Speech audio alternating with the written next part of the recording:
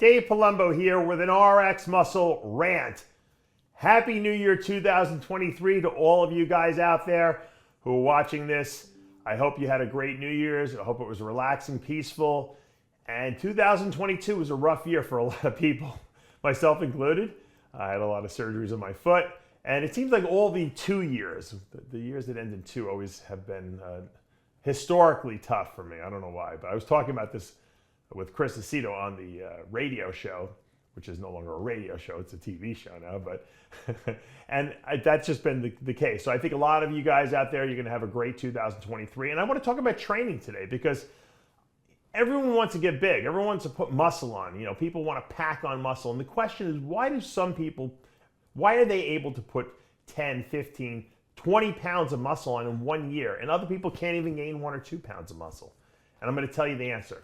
The answer is obviously multifaceted, but assuming that you're eating the right amount of food and assuming that you're taking the right amount of supplements and the right amount of PEDs, anabolics and GH and all that stuff, because all things being equal, most people can accomplish those things.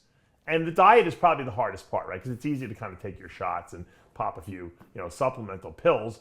But getting all that food in religiously, never missing a meal, like Nick Walker said, 5 years he's never missed a meal. I believe him. You can see it.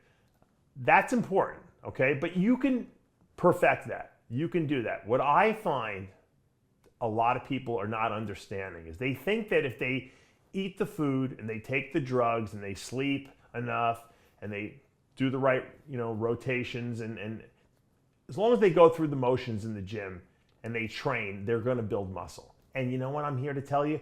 That ain't the case. Nope. You'll gain some muscle to a certain degree, and then you'll stop. And why do people stop? Why can't they gain weight? I see people, they weigh the same thing every year. We see the competitors on pro bodybuilding stages that can't make more than 1 to 2 pounds of muscle improvements a year. I'll tell you the answer to that. It's the training intensity. Dorian Yates talked about this a lot. He still talks about it to this day, but back in the 90s in his book, Blood and Guts, and the interviews that I watched with him, whether it be, most of them were written interviews back then, he explained that you have to go to a place where you can recruit a maximum fiber amounts in each muscle group that you're training. The only way to do that, number one, is to lift heavy weights, and not only lift heavy weights with good form, full range of motion, all those things obviously, but go to a place where you're going to demand that the muscles use every single fiber of that muscle group during that exercise. Now, what does that mean?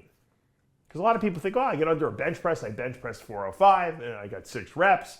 That's a good set. It's a great set for a person who can't get a single additional repetition out. But do you think you might have one left in the tank?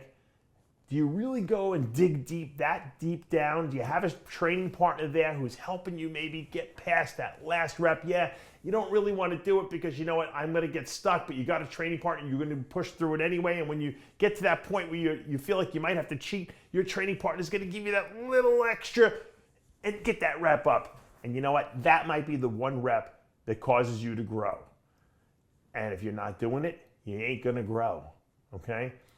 If your pec muscles are comprised of, let's make up an imaginary number, 1,000 units of motor units in there that need to be recruited, that's maximum. And if you go to the gym and you train, most people probably recruit half of those on a regular basis, 500 of those. And once again, I'm making up arbitrary numbers, so don't hold me to numbers. This is just it's a metaphor. If you can recruit an extra 100, okay, the next time you train and you go from 500 to 600, you're going to now be damaging an extra 100, muscle fibers in there that will now require repair. If you can recruit another 100 after that, and if you can build your way up to recruiting almost a full 1,000 units every time you go to the gym, making your body use every muscle motor unit in that, every fiber in that pec muscle group, you're going to get the most out of your workouts. But most people cannot go into that pain zone. And if they do go into that pain zone, they're cheating. They're not using that muscle anymore. They're going to be like, oh, you know what? They're going to use their shoulders. They're going to use their triceps.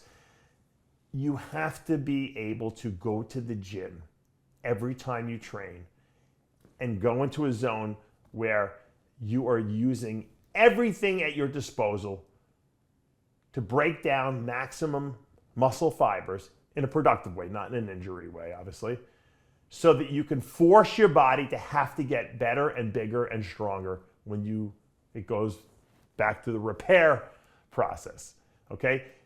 The body will only increase muscle fiber size if it feels like it cannot accomplish what you're demanding of it. The problem is people get into this zone once they build up to a certain weight, and they do the same thing every time.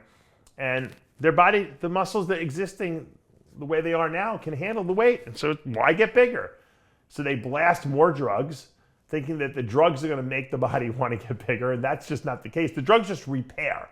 Steroids repair muscle fibers, okay? Whether those fibers need repair and whether they need to hypertrophy, okay, is up to how you train them in the gym. I know this is a difficult concept because a lot of people just think, train, eat, take drugs, I grow.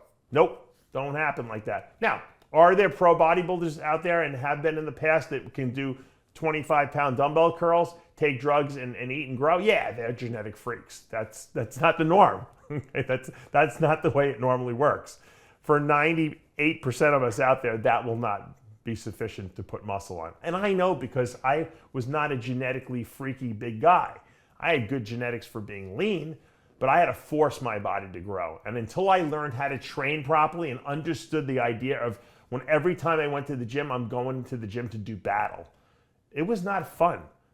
Working out was not fun. It was a mentally draining process for me. And it was almost like it weighed heavy on me every day. And I know Dorian said the same thing.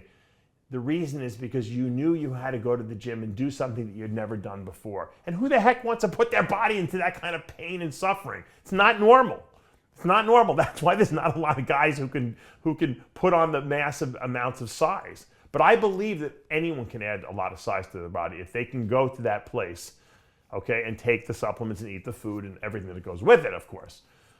How it looks once you add the muscle is genetic, right? I mean, I added a lot of muscle to my body. It looked good, but it wasn't like Olympia level good because I didn't have an Olympia level structure on my body. But I was able to add a lot of muscle to my body. And so for most of you out there who are trying to do that, you can add the muscle, but you have to be willing to go there. You cannot miss workouts, okay? You can't go to the gym on 2 hours sleep and expect to get a good workout in. There's a lot of things that go along with this, and that's what people don't understand. Training is that important. And that's why I have my clients send me videos of them training, and so I can critique it. Because if I see there's no progress being made, then I want to see what the person's doing in the gym to see what the problem is. And a lot of times it's the training, you know. People say, I can't build legs no matter what I do. And I know they're eating an enormous amount of food, they're taking the right supplements, they're taking the right PEDs, and they're not growing. So then I look at them training and I realize they're doing half reps with squats, they're not putting the feet wide enough, they're not, you know, pushing from the heels, and I can find a million problems, okay, just with technique. Now, once you have the technique down, now I want to see how much weight you're pushing, and I see these guys are doing, you know, very light weights. I'm like, well, what do you expect? You're not going to grow lifting this kind of weight. And, you know, some people just don't have that killer instinct inside to want to go all out. And that's another thing I tell people is you got to get a training partner. There's no way you can lift crazy heavy weights without a training partner that you trust and they can spot you. You have to have one.